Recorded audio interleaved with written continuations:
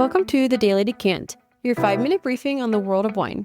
Each episode delivers practical insights to help you choose, order, and talk about wine with more confidence in everyday social settings. Let's get into today's decant. Today we're going deeper into Barolo, and yesterday was the communes and the style debate. Today is the vineyards and the producers, the specific names that appear on labels and wine lists, and what they mean for what you'll find in the glass. This is the episode that turns the knowledge from the last 2 days into something you can actually use. First, a quick note on how the label system works in Barolo, because it's changed significantly and it matters for reading bottles. In 2010, Italy established the MGA system, which we talked about last episode, Menzioni Geografiche Aggiuntive, which officially classified and mapped 181 specific vineyard sites within the Barolo zone. So when you see a vineyard name on a Barolo label, it refers to one of the officially recognized sites. The label will show the producer's name, the word Barolo, and the vineyard name. Simple once you know what you're looking for, and knowing the key vineyard names will transform how you read an Italian wine list. Let me walk you through the vineyards worth knowing. Cannubi in the village of Barolo. We've referenced this a couple times now, and it keeps coming up for good reason. Often called the single most prestigious vineyard in all of Barolo, the site sits on a distinctive ridge of mixed soils and produces wines of extraordinary balance. Not the most powerful and not the most delicate, but a profound combination of both it's almost impossible to achieve anywhere else. If you can find and afford a great producer's Cannubi, da Milano, Borgogno, and Brezza, it's always worth the investment. Brunate is a vineyard straddling the border between La Mora and the village of Barolo. One of the most celebrated sites in the region, producing wines of great aromatic complexity and elegance.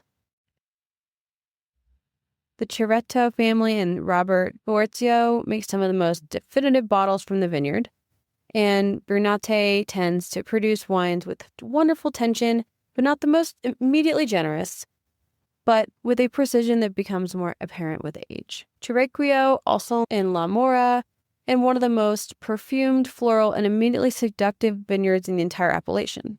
If you want to understand what people mean when they talk about rose petals and dried cherry and Nebbiolo, Cerequio is the vineyard to seek.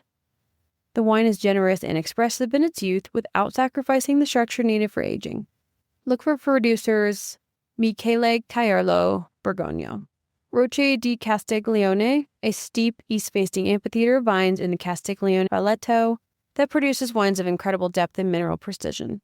The specific exposure here gives extraordinary ripeness along the firm structure you'd expect from this commune. Viette is the benchmark producer with their Rocche di Castiglione. Castiglione is consistently one of the most exciting single vineyard Barolos produced anywhere in the region. Next, Vigna Rionda in Serralunga d'Alba, one of the most coveted single vineyards in all of Barolo. The wines from this site are the definition of Serralunga power. They're massively structured, tannic, and age-worthy, with a mineral iron and tar quality that's completely unique and unmistakable. It needs a decade at a minimum. Massolino's Via Rionda is the bottle to find. Now, the broader producer list. The names that reliably signal quality across the board, whatever vineyard or commune they're working with. Giacomo Conterno, Traditional Magnificent, the Monfortino, is a legend. Bruno Giacosa is one of the true titans whose wines at every level are extraordinary. And Viette, one of the finest estates in the region, producing across multiple crus with remarkable consistency. Roberto Borzio, the modernist who helped define the new wave Barolo, could be now making more restrained and nuanced wines than ever before. Borgogno is this historic estate, excellent value. Massolino, consistently precise and honest, and Elvio Cogno is relatively under the radar and one of the best value estates in the zone. Practical takeaway from today is that when you see a Barolo on a list, look for 2 things. First, the commune or vineyard, which tells you the style, as we covered yesterday, and second, the producer, which tells you the quality floor. A trusted producer plus a great vineyard and a strong vintage equals something exceptional. Tomorrow, we move to Barolo Sibling Barbaresco. Don't miss it.